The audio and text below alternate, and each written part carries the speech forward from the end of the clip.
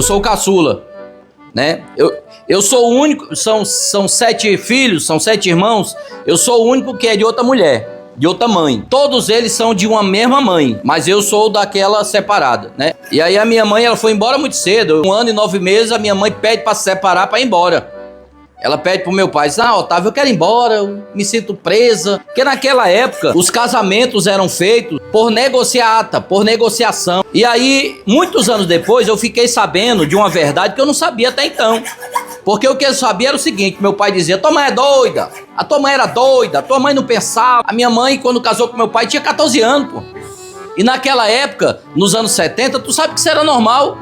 E os casamentos ainda eram de acordo com, antigamente, com do tempo dos escravos, que era feito por negociata. O pai dela, o meu avô, era amigo do meu pai. E o meu pai, ele era rico, riquinho. E aí, o pai da minha mãe, que era meu avô, conversa com ela e diz, olha aí, se você casa com ele, você tá eleita, minha filha. Oxe, tu vai perder um negocinho desse? E aí o pai casa com ela, o pai bota ela dentro de casa, tem o primeiro filho, que era o meu irmão, morreu com 3 anos de idade, depois veio eu. Com 19 anos ela pede para ir embora. Ela com 19? Ela com 19. Por quê? 5 anos? Porque influenciada por outra amiga que vivia junto com ela dentro de casa, e a amiga botou na cabeça dela, tu tá acabando tua vida aqui, presa dentro de casa, agora tinha empregada até para tirar o sapato. Mas ela foi embora. E aí foi a briga, né? Ela queria me levar, o pai disse, não, para passar a fome basta você. Você vai passar fome. Porque naquela época ninguém se separava para voltar para casa dos pais. Isso aqui é coisa moderna.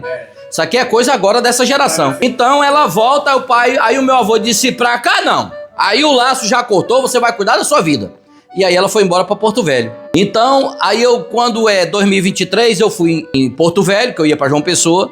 E aí eu me encontrei com o marido dela, o último marido dela, o seu Antônio. Até hoje ele é vivo.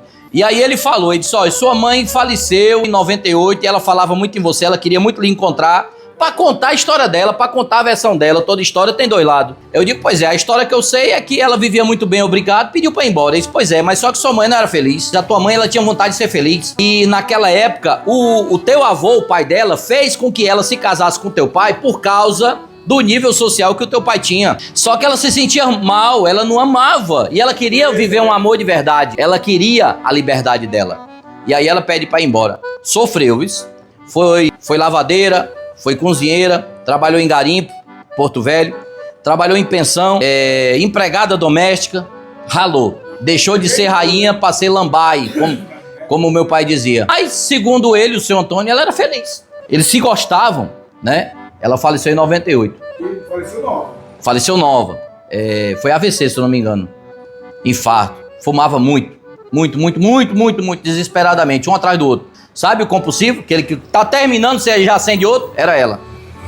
Então assim, aí descobri também 3 irmãos, por causa dos vídeos, eu descobri 3 irmãos por causa dela. Quando eu comecei a contar a minha história, teve gente que entrou em contato comigo e disse, nós somos seus irmãos e a nossa mãe também deixou a gente. Igual deixou você. Quando eu paro para pensar tudo que acontecia e como acontecia, aí eu consigo entender de uma forma mais tranquila por que minha mãe foi embora. A minha mãe, ela casou numa época onde os pais das garotas fechavam bons negócios e elas eram um troféu. E a minha mãe foi dessa forma, segundo o último marido dela. E eu não sabia dessa história. Quando eu fui em Porto Velho, a gente sentou, a gente conversou e ele me explicou. Ele disse, olha, a sua mãe com o seu pai tinha uma vida financeira muito boa, muito tranquila. Mas a sua mãe queria ser feliz. E a felicidade da tua mãe não estava relacionada a bens materiais. A tua mãe não era uma pessoa materialista. Ela queria viver, ela queria viajar, ela queria curtir, ela queria quebrar a cara. E ela foi. Meu pai não deixou ela me levar. Bom, pelo que ele me contou, as coisas não foram como ela esperava, foram bem difíceis, mas ela sempre foi uma mulher muito trabalhadora. E os últimos dias dela, ela falava muito em tentar me reencontrar pra gente sentar e falar sobre tudo. Infelizmente não aconteceu. Mas valeu o encontro. Foi bom conversar com o seu Antônio e entender tudo que aconteceu e por que aconteceu. Minha mãe é dessa época onde as mulheres casavam através de bons negócios. Eram verdadeiros troféus. Uma época onde a mulher não tinha vez, não tinha voz. Era uma imagem preto e branco dentro de casa. Era a empregada do lar. Lavava, passava, era a amante do cidadão, do seu patrão. Não tinha vez, não podia estar numa conversa. Se chegava a visita, ela ia pro quarto. Se chegava alguém para conversar com o meu pai, digamos assim, ela se recolhia, a mulher não se metia em conversa. Minha mãe é dessa época. E minha mãe decidiu não viver isso. Outras mulheres decidiram, viveram e passaram a vida tendo uma vida ruim. Muitas delas nunca amaram, se acostumaram com o outro. Minha mãe decidiu que não ia viver isso.